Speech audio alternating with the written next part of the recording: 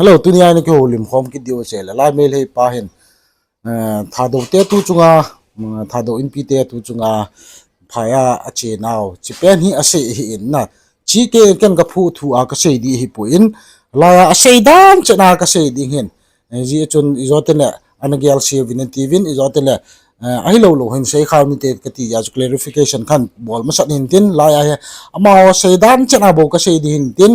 mele pa sei dam chena bo ka sei ding ken ka phui ma chawm lo ding hin na je chun video he na ve ma saw tvin video he ve chai ting lo ni kholim khom de hoi pela video he na ve ma saw tvin chitena an kholim tawte Lusing basing gi ayab yaudna kuki singi mahut silam basing yekna bane kuki inpi thado myam gi hak amadi ing tapa hanjilna bagi damak lepkane TSA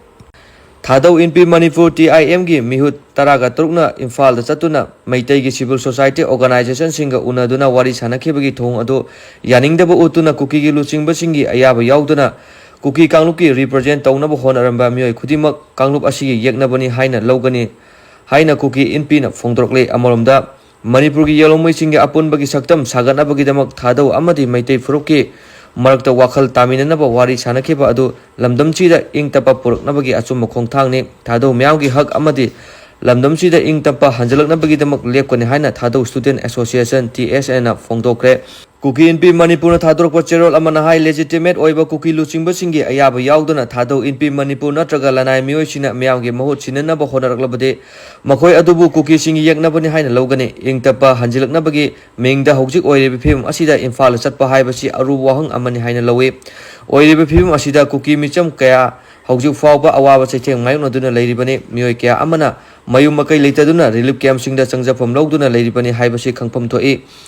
Pampham tokpa achuma wire kaya amasu phangdana leiribani asiguma tanja asida unauthorized oiba dialogue chathaba haibasina achuma wire phanghanana honabada hena mapangal sonthan batanatana kuki singi unity kairaknabagi machak ama oina thokani thajaba manghanba amadi lana pubuna ingtapa hanjilhanba ngamloi kuki singna mayok nariba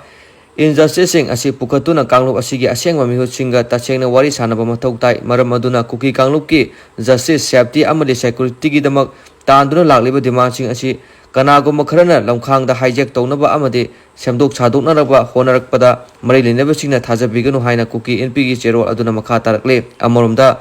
yelho purup singi apun saktam sagan abagi damak thadau amadi maitei furuki marakta wakhal taminanaba khongtang paikhalakliba adubu thadau student association TSA na thagatpa phongdoktuna khongtang adubu Sagot pagalonana Manipur gi irang asi thokadaba nomo walingai kumja 2023 gi May anida talolongda leiba TSA gi office fawba maitai furuki mayokta leiba khulakpana solon sinki haiba wafam thamlakle TSA na thadok pachero amana hai tha asigi tarukta thadok gi mioi singna Imphal thunglabada maitai furuki mioi singna taramno okhiba dumak thaganingai ni thadok amadi maitai furuki marakta wakhal taminanaba gi damak Imphal da pangthokhiba mifum aduna Manipur gi yelho purup singi marakta aseng masum makhanganduna matam sangna wana ngainarakpa mikup adu phanghanbada chaun mateng panglakani thajai thado myam gi hak amadi justice ki damak loinana ing tapa hanjilakna bagi damak TSA na matam chuppada lepkani Manipur thoklibi irang asigi charekta maitei furuki section khara amadi masana masabu kuki ne haina saktak chaba moi kharana thodang singi khongfom asi lana paukthok lakle hauji oinade kuki supremacist group singna kihan khanghan badage Manipur da TSA gi unit amata thabak thorum pangthoktuna leiri haibasi khangminaba yamna maru oi Manipur thoklibi irang asi haurakkiba hek mamangi numit kumja 2023 gi May anida talolongda leiba TSA gi office power maitei gi mayokta leiba amade state lenga ki thabak thorum singi mayokta lepa belesi na thong forward lonsen ke masigi matang da sahi aduma ke September 19 da kuki militant singna TSA Sadar Hills ki luching basing da haktheng na aki akang pi butana tana Guwahati da pangthokadaba Hongpu ka tarurak suba TSA gi General Assembly da saruk yaba yaro haina athing mapeki masimangna kuki khulai paiba lupsing na thado purpu namsinduna thamnaba honai haibagi mayek laraba khudam oire adubu ngasi di ahong ama laktuna maitei furuki miyam yauna Manipur gi civil society organization sing mahiroi lupsing ima sing yauna lusingba kyana thado puruki aseng masaktam khanglaktuna thado haibasi kuki nate haibadu mayek sengna khanglakle asiguma puna wakhal taminarakpagi khongtang asimak thado purup amadi Thado Student Association na awama thakta thagale maitai myam amadi Manipur gi civil society organization singna propaganda dagi achumba khandok nabagi damak thauna uthurpa asima khainingai leitana thagale Manipur gi yellow purup sing amana amabu ikai khumnaduna punna chaminaduna anoba khongta ama hongnabagidamak thodang lominasi haiba wafamsu thadau student association ge chiro aduna makha tarakle to he la mel hi pan sei ne tabang hi na man sei ne hi lam kai ho phalna be ya ku kite tha khela thu sei ho hi ku kite do a hi agam mi hon chamna ka de tawin ji chun meite cso ho to peace na dinga ki ho khom ka hi ve tsa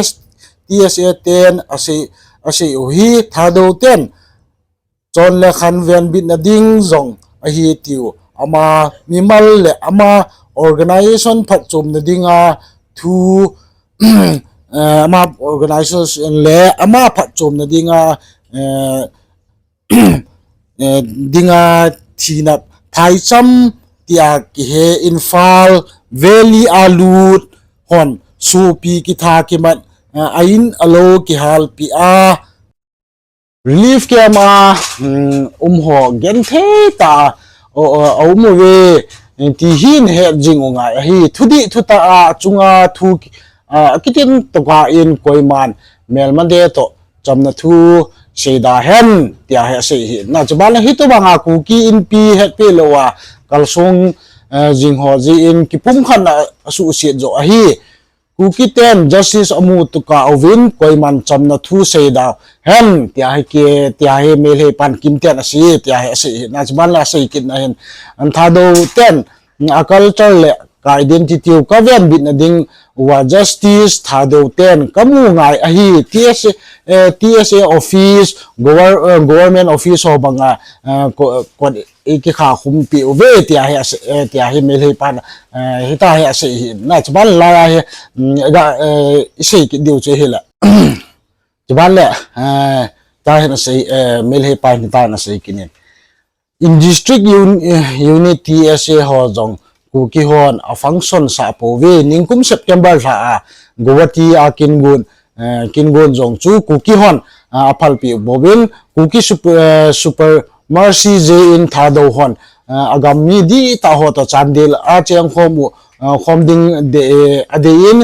zat dang ho to kina ki bol hi akinum poi tia he ne tia se ten a sei ve tia he lai mel he pa na sei hin na chan chu sei hin cha hi ken ga sei nom chu e ho hi i za nin ki bung khen long lew han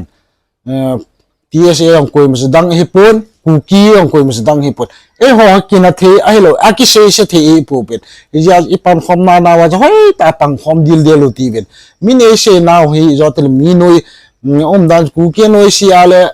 tsa jong min amu se tho tsa amu se la ku ki min se tho ni ye chun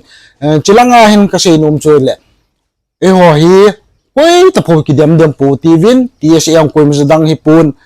ku ki ang koi mas dang hi pon e ho hi akina thei ai lo akisei se the akidem jo the em po ven ye thil bol de wale hoi ta pan khom nga yin thil hi aphading hi halang aseding yong ki khom nga yin chubal kyo khom te na la ko na chu society sung hi halang inam sung hong khang to bin te ti chu ke ma gel dan hi in la ya he ken tunia khan le do pen hi chila mel he pan hoi ta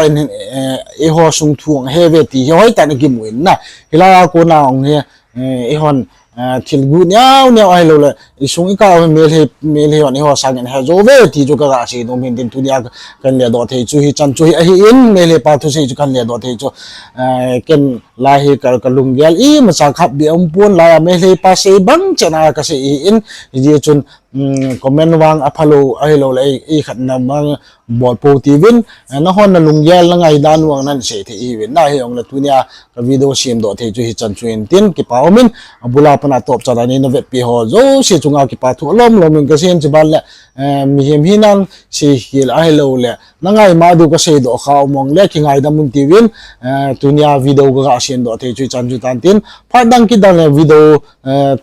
than ni mu tu ta he ong le na bonun pathini nom pi jeng halang ni kho pha